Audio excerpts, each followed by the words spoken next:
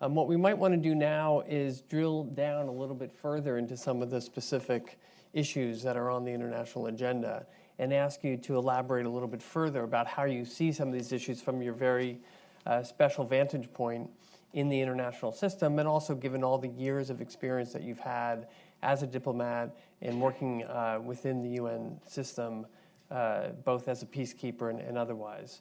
I think we have to think seriously about what's happening in the Middle East, and in particular, the migrant and refugee crisis that's emanating from Syria, from Iraq, from other parts of the region.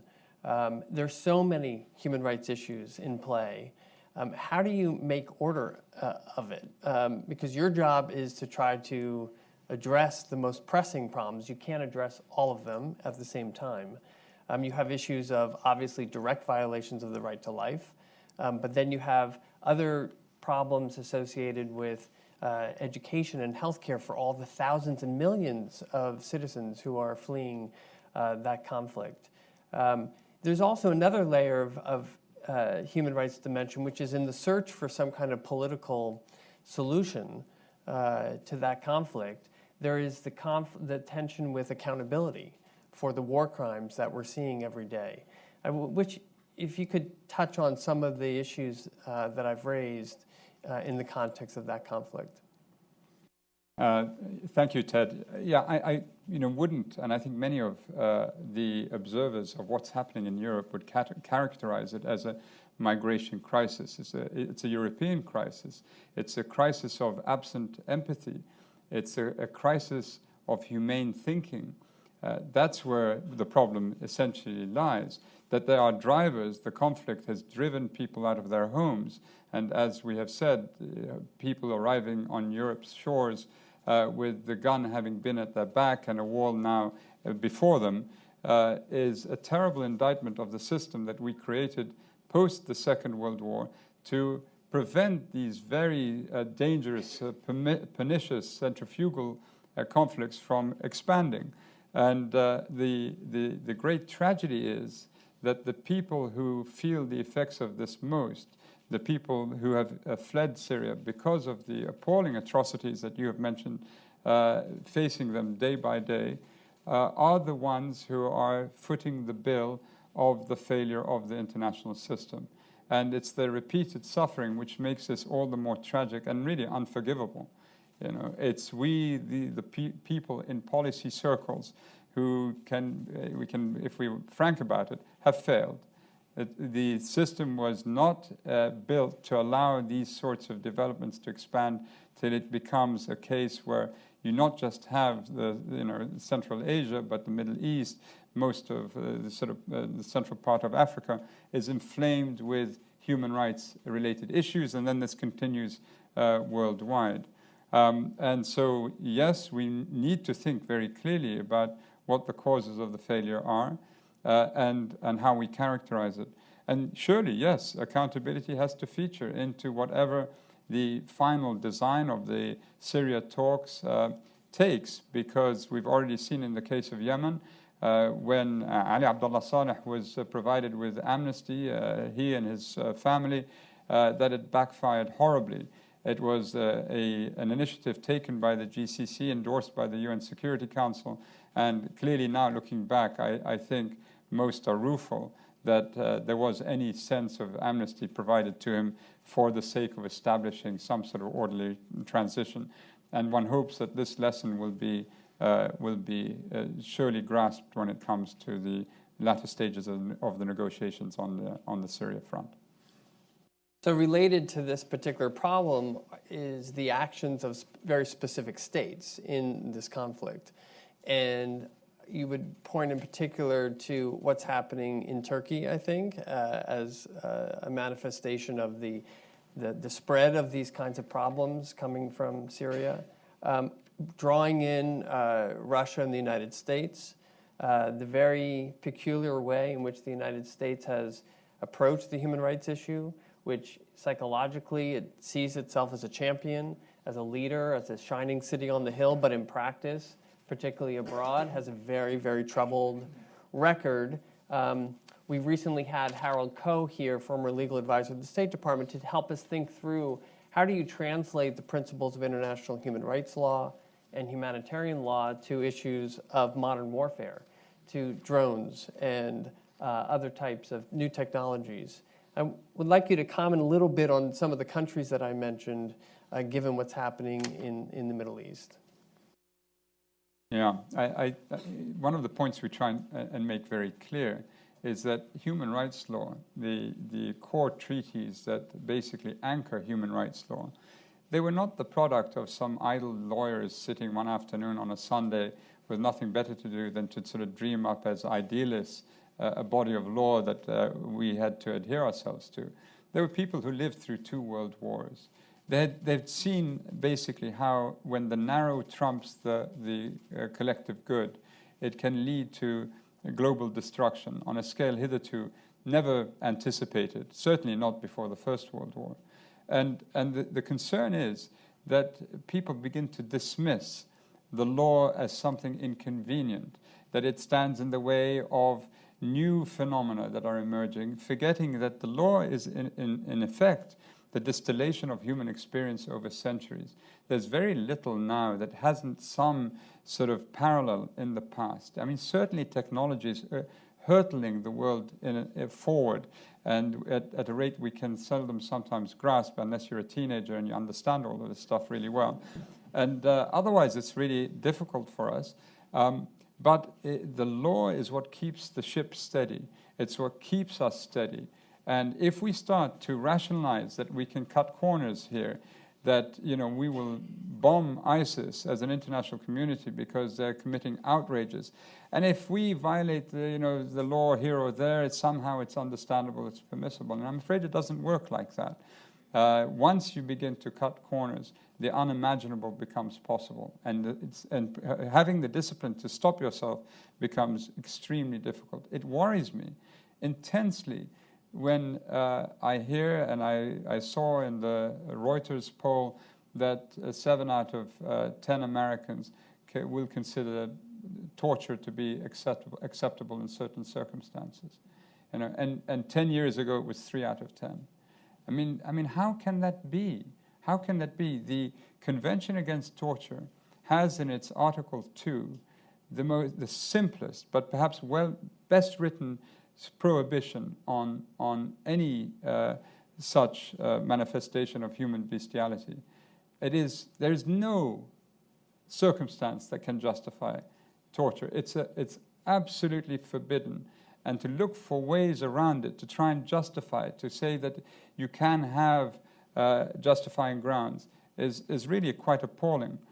The second thing is that there has to be accountability wherein the torturer faces, at some stage, of course, a legal system that has to be responsive. And it is worrying what we see, the patterns and the way that the counterterrorism narrative has been expanded and blown all out of proportion in many instances to justify the use of the oppressive instruments of state to destroy civil society. And civil society is disappearing at very high rates across the globe. It's one thing to have NGOs that are compliant, that basically help the state in designing development frameworks. And of course, it's another thing to have dissenting NGOs that hold governments to the mark. And governments have to be mature enough to recognize that it is to the credit of that country to give them space, and they're not.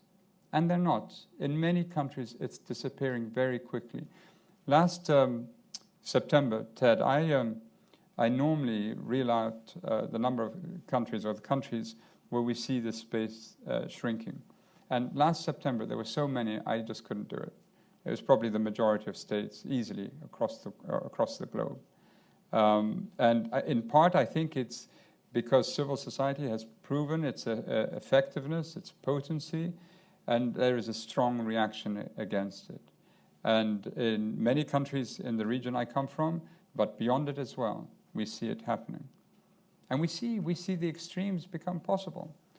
When I was in Vienna the other day, the presumptive, I should be careful what I say, because there is a second round, presidential elections on the 22nd of this month, but the leading candidate, the candidate of the Freedom Party, carries a sidearm. And because he has said publicly he needs to defend himself from migrants.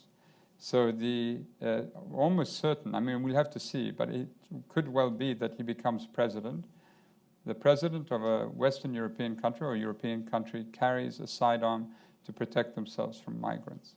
When I mentioned this to some American friends, they said, well, not too many people who would be surprised by this if you're speaking about the U.S. context. What's happening to us? I mean, what is happening? And I referred to Tolstoy's remarks when he writes about General Kutuzov, who swore that he would defend Moscow, to his dying breath in 1812. Of course, it's a fictional tale. But then week or days later, he finds himself miles away from Moscow, miles away, and he doesn't know how he got there. And he says, how on earth did I get here? And the way that Tolstoy explains it, I mean, it's brilliant. And it is this, so many moving parts blending into each other. And we think in boxes and we think in categories, and we just don't see how it all folds in together. And so we're swept away. And in 2 years' time, we think, we're on the edge of a cliff.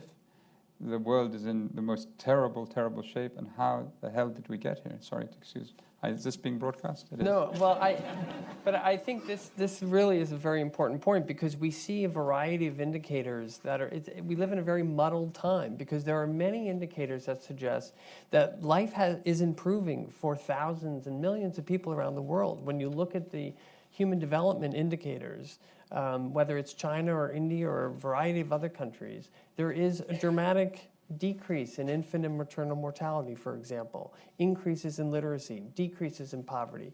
So there's some general trends that are favorable. Or if you look at the UN human rights system itself, there's a proliferation of norms, of treaties, of mechanisms on disability rights, on a variety of issues, on LGBT rights, on the UN agenda. Today is the International Day Against Homophobia and Transphobia. I think that's very important that we highlight that, particularly in this meeting. But that is amazing to me that at this day and age, we're able to put that issue on the international agenda and fight for it against a tide of voices that are in a different direction. And we have to keep fighting that fight. So there's an optimistic scenario that looks pretty good. But then you point out all the other problems we're facing around the world, as you have so forcefully. And it's very hard to see where we are right now. Are we moving forward or are we moving backwards? And maybe it depends if you're a pessimist or an optimist. But one of the points you made is about leadership and political will. And certainly in this country, we're facing a major challenge on that front in the months ahead. But it's not just in this country. You're seeing it in other parts of Europe, the election of someone quite different in the Philippines. This is democratic processes that are leading to elections of some of these kinds of leaders. I'm just wondering, I'm glad you pointed out the threats that human rights groups are facing and human rights defenders.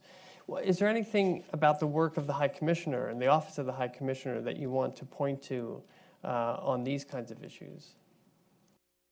Yeah, I mean, it's not, of course, mutually exclusive. It's clear that all of this can coexist, that you have certainly the advances that you alluded to.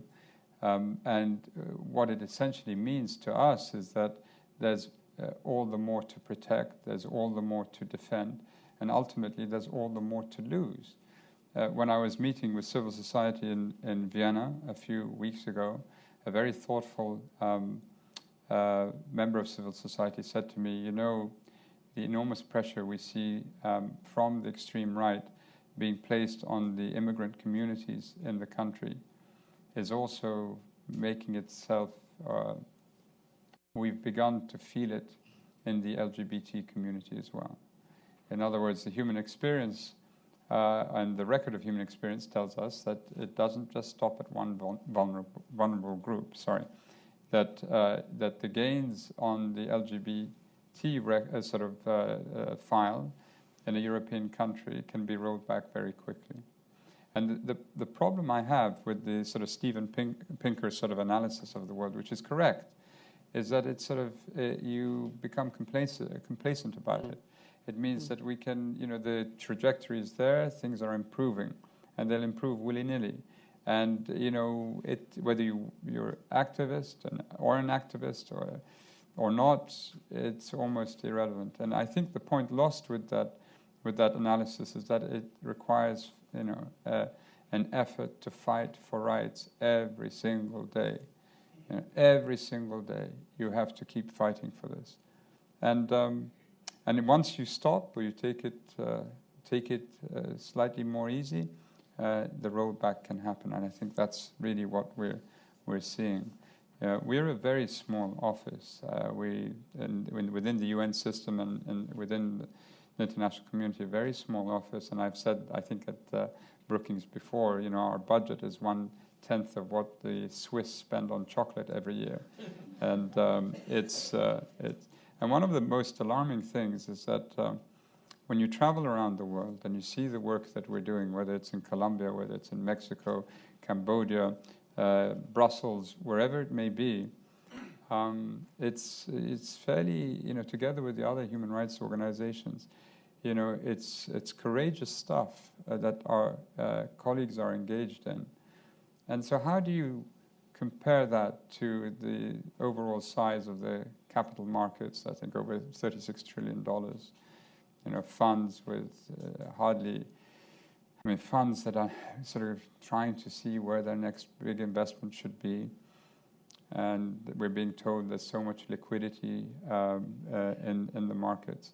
And yet, in the other space, to keep this world safe, and keep it safe not in the military sense, because I make the argument that it makes it worse, but in the values sense, the money spent are but a pittance. I mean, no, real analysis can justify this sort of imbalance, and it's very lopsided, almost obscenely so. Well, I've been from this podium and elsewhere talked about how human rights is one of the 3 pillars of the UN, but only gets 3% of its regular budget, which is really, we're doing human rights on the cheap. And I'm just wondering, one last point, and I'll open it up to questions, mainstreaming human rights, including at the World Bank here in Washington and other financial institutions. You talked about all the liquidity in the system. Can you say a little bit more about the work that you're trying to do in pushing the human rights agenda, not only at places like the World Bank, but also into the UN Security Council, which generally, historically, has been allergic to those kinds of issues, but increasingly is contending with them? Yeah, no, it's a good point. I mean, 6-7 years ago, it was almost inconceivable that the Human Rights Office would be briefing the UN Security Council on the many conflicts that we see. And my predecessor sort of almost broke new ground, or did break new ground, and now it's commonplace to have that happen. And on the development side, we also see this now realization that you have to have human rights embroidered into development work. It was remarked I think about a year ago, I heard this, and I've appropriated this thought, and I've sort of pinched it without wondering whether there was some sort of intellectual property attached to the thought when it was first mentioned. But Egypt and Tunisia were well on course to fulfill their Millennium Development Goals in 2011. And they were sort of arbitrarily drawn up, but there's still a pretty good indication of the course the country is on. But clearly not enough. Not enough when food prices were at an all-time high in February of 2011, and not enough when the citizens felt that their lives were not being dignified by the state. And that's the key thing. It's not just talking about resilience in economic terms, but it's talking about resilience and sustainability when it comes to a value system that will dignify their people. And so the state has more than just the appearance of a state, but is actually a state that can withstand the knocks that no doubt will come its way at some stage. So we have about 15 minutes for some questions from the audience, and I see several hands. If you could identify yourself and just briefly pose a question without going on to a long comment. I have a hand right here right here. thank you for your Centaurian encouragement for promoting human rights. My question wants to focus on Can your you identify comment. yourself? Oh, my name is Michael Larkin. I'm director of the Asia program for Young Professionals in International Affairs. I want to zero in on your comment about building up will and capacity to protect human rights. And a lot of programs that I run on human rights discussions, the question always comes back to, okay, now that we list the problems, what do you do about it? And an answer that I've heard from friends of mine who are diplomats, well, there's a lot of quiet diplomacy that goes on. And to quote, it's based on the common sense analysis that you can only get so far by shouting at people. So I was wondering, as a diplomat, could you maybe briefly outline that type of quiet diplomacy that goes on to build up will and capacity? You want to take that one? Take a couple more? A couple more, yeah. Okay. A hand right there, yes? And then the gentleman next to her. Thank you, Mr. Ambassador. My name is Rosemary Johanna. I'm a graduate student at American University. And Mr. Ambassador, you've been very critical of the Security Council and its inability to effectuate any degree of change with the Syrian conflict. Given the negotiations that are happening right now in Geneva, do you foresee any role for the Security Council in the future, given the individual roles that specifically the U.S. and Russia have been playing with the negotiations? Thank you. And then one more right here, yes. Hi, Jared Genzer, Freedom Now. Nice to see you, High Commissioner. I sort of know what you're going to ask me, Jared. Well, no, this one may come as a slight surprise given the context here. But no, my question actually is on the future of the UN human rights system. And obviously, we've talked already today a lot about the budgetary challenges, and that's clearly a top challenge. But it's been 70 plus years since the founding of the UN. We have the charter-based system, the treaty-based system, and I'd be interested to know your thoughts and ideas as to what are the 2 or 3 biggest things that you think need to be done to improve the architecture for the 21st century, given the huge gaps between what you're currently capable of delivering with limited resources and the challenges of our time. Yeah, thank you. Okay. Shall I answer? Sure. Okay. The first question, Michael, on building up will and capacity. You know, it is true, of course, that the received wisdom has it that if you criticize a state, and I've come to learn that all states don't like to be criticized, all of them, that you risk losing access. And that's what drives, you know, the way that diplomatic work is done. And the council has always been that you work quietly with the state, you don't embarrass, you don't raise issues that cause discomfort. I think in the case of Sri Lanka in 2008, 2009, and the Petri investigation, basically again reminded us that we could not be a silent service to wholesale abuses.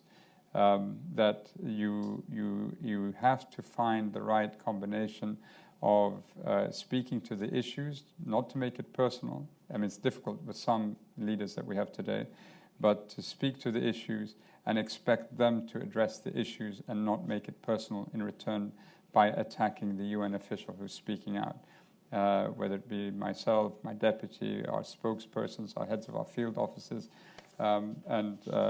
and we make it clear that, you know, the whole phrase naming and shaming is wrong. They've already shamed themselves. They've shamed themselves by their inaction, their refusal to acknowledge the problems, their denial, and then the wholesale outrages that occur in many parts of the world, and then violations of other sorts, discrimination that can be very systemic and not addressed. And so we shed a light, and we hear a very sharp response, but then we shed it back on them again. You can still have a dialogue. You can still have a dialogue. It's not that the access is severed, and it's finding the right combination, which I think is an art that we are trying to practice, maybe trying to perfect, but it's not easy, of course. In terms of the negotiations, the Syrian negotiations, any role for the Security Council, I think eventually probably there will be. I don't know what shape it will take, but my anticipation is that there probably would be.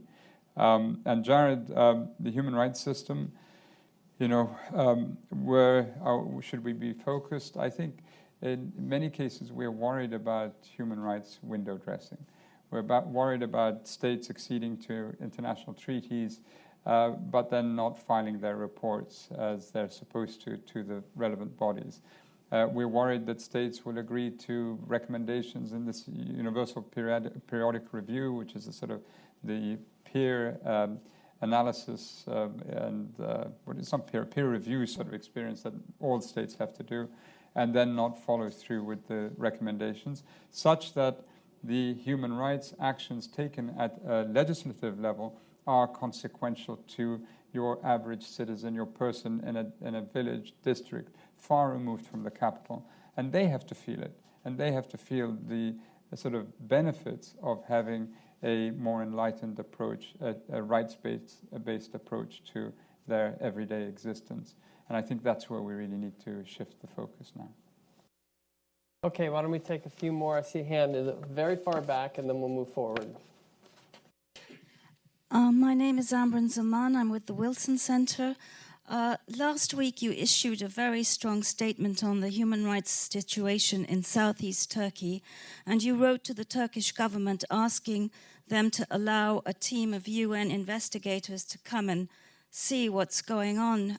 Did you receive a response from the Turkish government? And do you believe that the United States and the European Union are saying enough about the deteriorating human rights picture in Turkey? Thank you. A hand over here. Yes, this woman. Yes, in the gray turtleneck.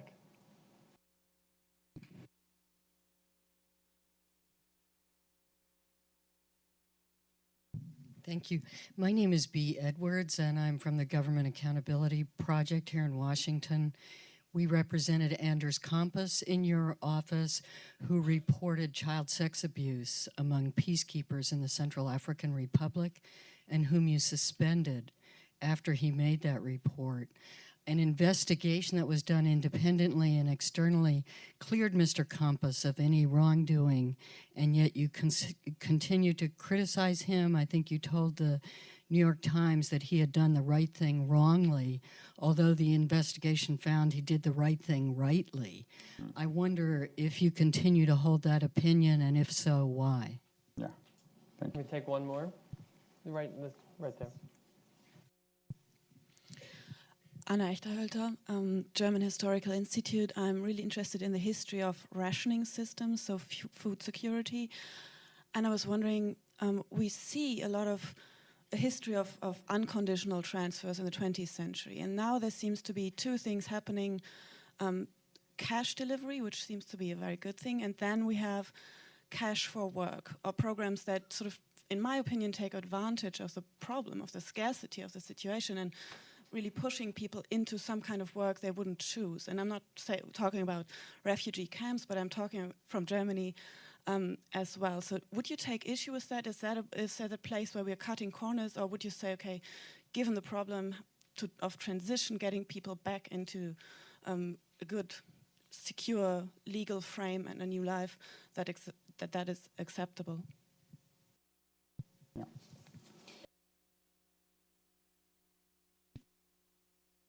Okay, so should we do these three? Sure. Okay. We are very worried about the situation in Diyarbakir, in Cizre, in Silopi. We're worried about the situation in Nusaybin. We are hearing more and more reports that the conditions there could amount to high levels of destruction. The UN has no eyes on site there. There was a limited visit, or sort of a visit by the working group on involuntary and enforced disappearances to Diyarbakir about a month ago, but they had a very sort of a fairly carefully crafted, or rather their mandate was limited to looking at enforced disappearances over a preceding period, and they didn't have access to the city as such. The Council of Europe is going to produce a report, and we think once the veil is lifted, it could be quite horrifying what we find there. I have said to the Turks that if they have nothing to hide, then they should let us in. After all, we operate in many conflict areas. We know the risks, and we are well tuned with how dangerous it could be. And the Foreign Ministry spokesman said that the High Commissioner can always visit when they like. He was referring to an earlier invitation to me to visit Turkey. And the added explanation was that if you're visiting Turkey, well, Diyarbakir is in Turkey, you can go to Diyarbakir. But that's not the point. The point is we need to send in a team in at a very early stage. And I sent a letter to this effect last week.